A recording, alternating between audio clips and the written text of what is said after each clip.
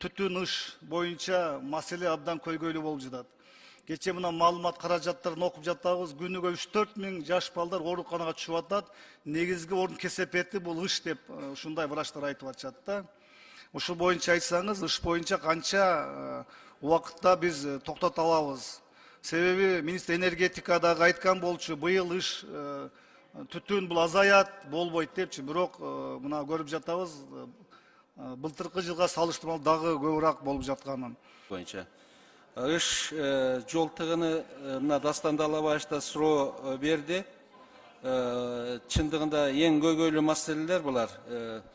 Эгерде мүмкүн болсо мен муну Бишкектин мэри менен дагы өзүнчө бир отуруп кеңешип туруп анан бир тыянакка келебиз го.